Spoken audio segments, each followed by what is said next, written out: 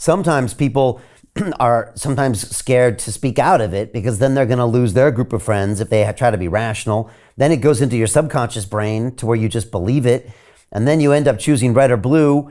And then you just simultaneously adopt 99% of those policies without giving it your own thought. I guess there is a history of this, right? But it's weird to see it play out. Maybe America needs a common enemy once again to wake up, because China's coming to eat everybody's lunch, and well, it's already doing and it. winning. Yeah, they're winning. They're already winning, and they got a long timeline, and they're going to grind away here, and it's not looking good with the current divisions. Not very good at all. No. We got to get our act together. Does it need a common enemy? Would that even do it? I mean, Japan knew in 1940 that to be very careful not to wake the sleeping giant that is the American people. And then Pearl Harbor happened, and they were like, oh, we messed up, man. Boy, did we mess up, and two nuclear bombs, 2 atomic bombs later, and us beating them all the way back to Tokyo through every single island throughout the entire Pacific. That is what happens when you push the sleeping giant too far. We have been so comfortable. We have gotten so lazy. We have gotten so fat. We've gotten so gelatinous. We've gotten so obese. We've gotten so careless about protecting our freedoms. We've been giving them away for convenience for the past 30 years. At every opportunity for a little bit of security and a little bit of convenience, I'll just give up absolutely everything. I remember my grandma taking her phone off the hook and unplugging it before we talked about the president in any way, shape, or form.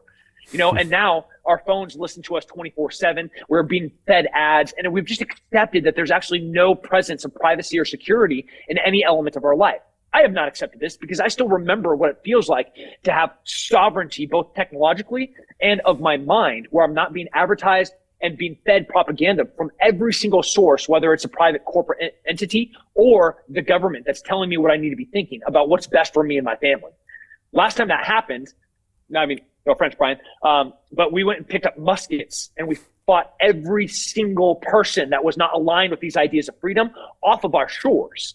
So not to go like 1776, but don't push America too far over freedom. But we've been giving it up inch by inch for the past 30, 40 years. So look, America is filled with intelligent people that were born in this country with this multiple hundred years of value. Do you ever think, Tim, how can these people think something that seems so illogical? Do you ever try to put yourself in their shoes and say, how can that happen? Is it because they've been divided into this team and they all subconsciously just choose the same values and they have to fight? Have you ever thought about that? Because it just doesn't even make sense to me sometimes.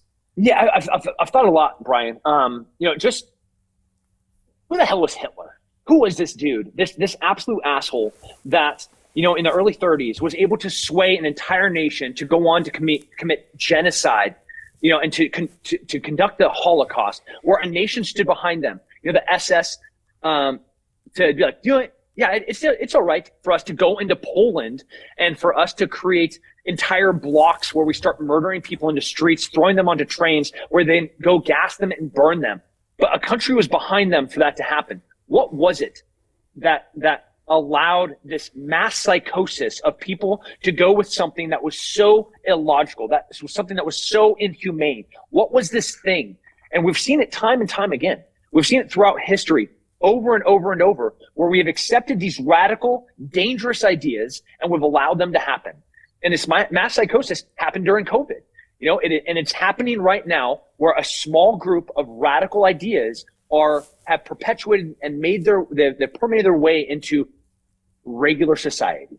And I cannot understand how it happened in the 30s, where then we saw the Holocaust in the 40s, how we saw the Cold War that went, from the 60s all the way through the 90s. These were radical ideas that brought us to the brink of war. I've never seen America so divided in my lifetime.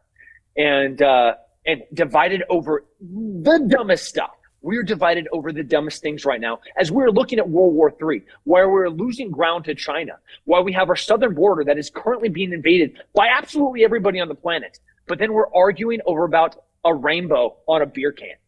You're like, wake up, America. It's time for us just to get back together and realize that we are and have been the most powerful country for the past 100 years.